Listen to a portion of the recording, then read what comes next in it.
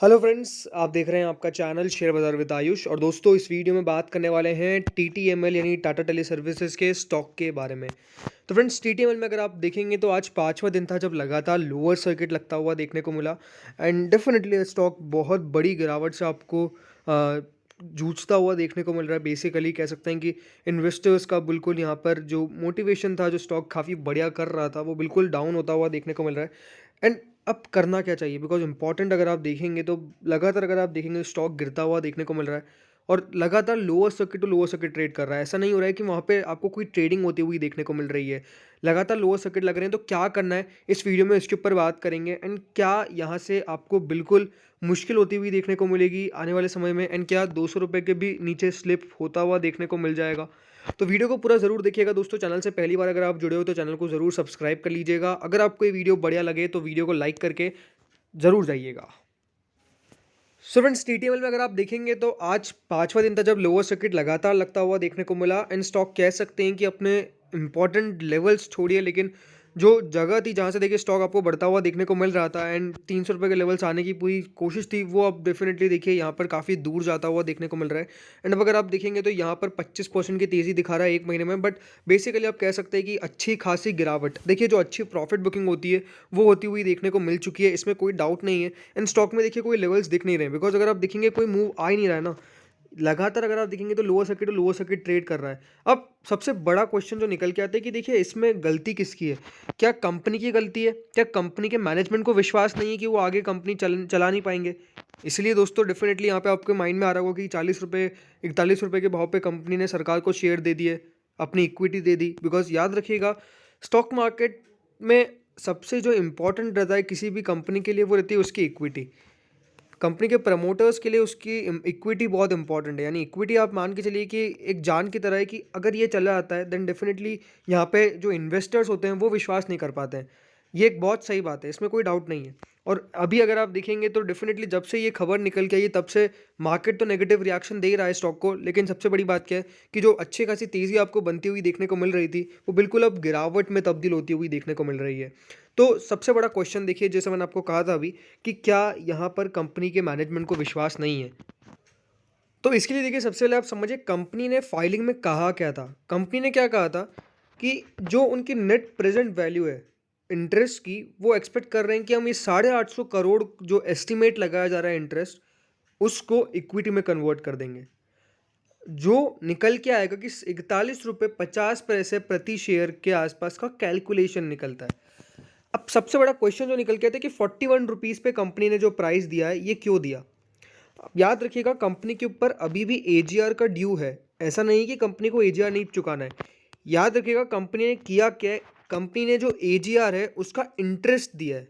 किसको दिया है? सरकार को इंटरेस्ट दिया है। एजीआर का ड्यू अभी भी बाकी है। यानी ये जो 850 करोड़ के अलावा जो कंपनी को ड्यू जो चुकाना है वो पूरा अभी बाकी है, सिर्फ इंटरेस्ट का कन्वर्जन हुआ है। एंड अगर आप देखेंगे कंपनी का अभी कह सकते हैं बिजनेस, अगर आप कंपनी का बिजनेस देखेंगे तो आपको साफ साफ समझ आएगा कि देखिए कंपनी का बिजनेस इतना बढ़िया तरीके से नहीं चल रहा है। अगर आप देखते हैं कंपनी का net profit margin almost 116.969% negative में है, ठीक है। कंपनी की नेट इनकम अगर आप देखेंगे तो 313 करोड़ के घाटे में आसपास चल रही है कंपनी।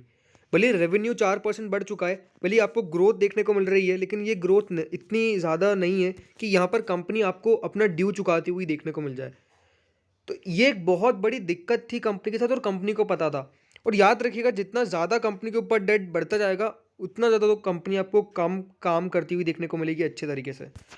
और अब देखिए अगर आप किसी कंपनी के डायरेक्टर, तो याद रखिएगा आपको कंपनी को अगर आगे बढ़ाना है तो कुछ ना कुछ तो इसका डिसीजन लेना पड़ेगा। बिकॉज ऐसा तो है नहीं कि देखिए सरकार पैसा जाने देगी, सरकार को पैसा देना ही है। तो अब कंपनीज के पास देखिए कोई ऑप्शन बच नहीं पा रहा था, इसलिए कंपनी ने 41 रुपये के भाव पे यहाँ पर इंटरेस्ट का जो भी देखिए रेट था वो सरकार को दे दिया इन टर्म्स ऑफ इक्विटी। इससे हुआ क्या कि कंपनी को यहाँ पर जो इंटरेस्ट था वो देना नहीं पड़ा, बट उसके बदले इक्विटी चली गई, जो डेफिनेटली याद रखिएगा मार्केट के पॉइंट ऑफ व्यू से बहुत ख़राब है। मार्केट का पॉइंट ऑफ व्यू क्या रहता है कि आप अपना डेट रीपेमेंट करिए, अदरवाइज यहाँ पे आप एक एफिशिएंट कंपनी नहीं कहलाएंगे। और ये एक दिक्कत बिल्कुल रहती हुई देखने को मिली थी जो मार्केट ने लिया। बट अब सबसे बड़ा क्वेश्चन निकल के आता है कि जिस प्रकार से देखिए स्टॉक गिरता हुआ देखने को मिल रहा है, ये कहाँ तक गिरेगा। तो देखिए मुझे लगता है कि अब अगर आप देखेंगे स्टॉक में जो गिरावट हो रही है, सबसे पहली बात तो देखिए इसको कोई नहीं प्रेडिक्ट कर सकता कि इन लेवल्स पे आके रुक जाएगा।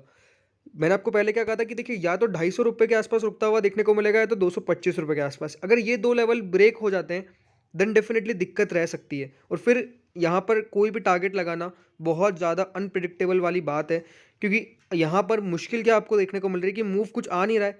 अगर आप देखेंगे वॉल्यूम्स में तो सेलिंग ऑर्डर जिस प्रकार से लगते हुए देखने को मिल रहे हैं, सेलिंग ऑर्डर जिस प्रकार से लग रहे हैं वो अपने आप में देखिए काफ़ी दिक्कत वाली बात है। 3,15,761 के आसपास देखिए अभी सेलिंग ऑर्डर्स लिखते हुए देखने को मिल रहे हैं। 5,19,000 की वॉल्यूम होती हुई देखने को मिली है। यानी डेफिनेटली देखिए यहाँ पे रिटेलर्स आपको सेल आउट करते हुए देखने को मिल रहे हैं, बिकॉज उनके पास कोई ऑप्शन नहीं बच रहा है। याद रखिएगा, कंपनी को क्लैरिटी देनी चाहिए थी, ये एक दिक्कत वाली बात है। वोडाफोन आइडिया की तरफ से देखिए क्लैरिटी आपको आती हुई देखने को मिली थी जब कंपनी ने कहा कि हम हमारा जो डेट है, जो हमारे डेट इंटरेस्ट है वो इक्विटी में कन्वर्ट करेंगे, लेकिन उसके ऊपर कंपनी की तरफ से क्लैरिफिकेशन आया। उसके कारण दोस्तों गिरावट आपको रुकती हुई देखने को मिली। लेकिन अगर आप देखेंगे टीटीएमएल की तरफ से कोई भी बड़ा क्लैरिफिकेशन निकल के नहीं आया, ना ही इनकी तरफ से कोई पीसी प्रेस कॉन्फ्रेंस की गई। उनकी तरफ से प्रेस कॉन्फ्रेंस भी की गई थी और बताया गया था इन्वेस्टर्स को कि कंपनी क्या सोच रही है। उसके बाद अगर आप देखेंगे तो मार्केट ने उसको एक पॉजिटिव इंपैक्ट में तब्दील किया था। तो कुछ ना कुछ अगर बात कहूँ तो डेफिनेटली देखिए कंपनी के मैनेजमेंट की गलती है। मैनेजमेंट बिल्कुल भी यहाँ पे आपको सही तरीके से काम करता हुआ देखने को नहीं मिला उस पॉइंट ऑफ टाइम पे जहाँ पर बताना चाहिए था मार्केट को। अदरवाइज देखिए मार्केट को अगर कुछ भी यहाँ पर पता नहीं चलता है तो वो डेफिनेटली नेगेटिव इंपैक्ट आपको देता हुआ नजर आएगा, और वो होता हुआ देखने को मिला है। कंपनी ने बहुत बढ़िया परफॉर्मेंस दिखाया, इसमें कोई डाउट नहीं है। अपने इन्वेस्टर्स को बहुत बेहतरीन रिटर्न दिए, इसमें कोई डाउट नहीं है। बट जो प्रेजेंट दिक्कत आपको आती हुई देखने को मिली है वो वहाँ दिक्कत आती हुई देखने को मिली है जो आता है क्लैरिफिकेशन शॉर्ट पे। एंड कंपनी को अब मुझे लगता है कि जल्द से जल्द एक बार क्लैरिफिकेशन जरूर देना चाहिए, बिकॉज मार्केट जिस तरह से पनिश कर रहा है स्टॉक को, पता नहीं चल रहा है कि कहाँ जाके रुकेगा। तो सलाह भी यही रहेगी कि डेफिनेटली यहाँ पर जिनके पास है, अब जिन्होंने देखिए बाय कर रखा है ₹250 के ऊपर, ₹200 के ऊपर, उनके पास देखिए ऑप्शन नहीं है होल्ड करने के अलावा।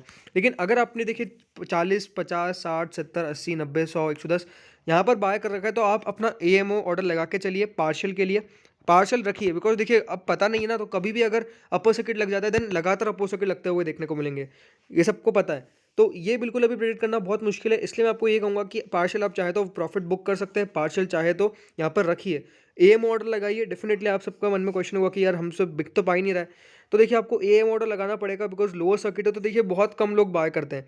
वॉल्यूम लगातार आपको होती हुई देखने को मिल रही है, इसमें कोई डाउट नहीं है, बट सेलिंग ऑर्डर एग्जीक्यूट होना ये अपने आप में बहुत दिक्कत वाली बात होती है। अगर वो एग्जीक्यूट नहीं हो पाता है तो आप यहाँ पर एएम ऑर्डर लगा के बैठ जाइए, आपका कभी ना कभी तो देखिए एग्जीक्यूट हो सकता है।